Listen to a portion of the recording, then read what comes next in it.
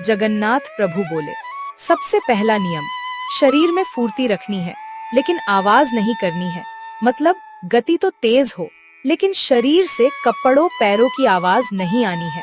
और दूसरा नियम, पलकें नहीं झपकानी है, नेत्र खोलकर रखना है, कान खोलकर रखना है, ध्यान रखना कहीं से कोई आ ना जाए।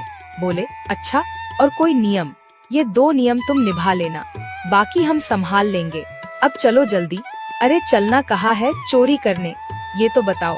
ये जो राजा है जगन्नाथपुरी के, इनके बगीचा में खूब सुंदर सुंदर कटहल होते हैं और देखो ये हमारे लिए भोग लगाने नहीं भेजते, हमको कटहल खाने का मन कर रहा है, कटहल की चोरी करके आएंगे।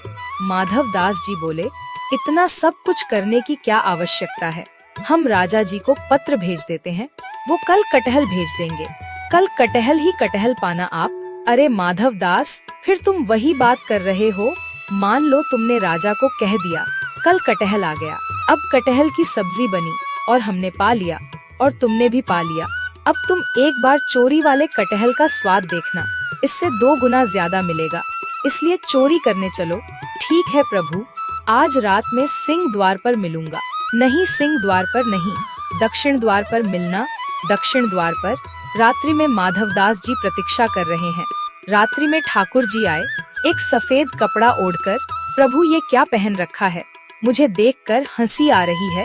तुम शांत रहो, चोरी करने ऐसे ही जाया जाता है, अब जल्दी मुझे कंधे पर बैठाओ। ठीक है प्रभु। माधवदास जी ने कंधे पर बैठा लिया और श्री जगन्नाथ जी जा रहे हैं चोरी करने। राजा के बगीचा में पहुँचे, देखो वो रहा कटहल का पेड़, वहाँ चलो। उस पेड़ के पास पहुँच गए और फिर जगन्नाथ प्रभु उछलकर नीचे आ गए और फिर बोले, अब ऊपर चढ़ना पड़ेगा, ऊपर से कटहल तोड़ना पड़ेगा। तो माधव दास जी बोले, कौन से पेड़ पर चढ़ना है? अरे धीरे बोलो, कोई सुन लेगा, हम तुमसे पहले ही बोले, धीरे बोलना, क्या चिल्ला रहे हो?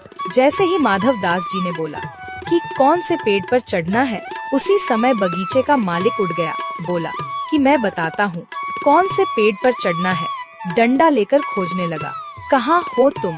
अब जगन्नाथ जी और माधवदास जी छिप रहे हैं। बोले, इतना तेज क्यों बोलते हो?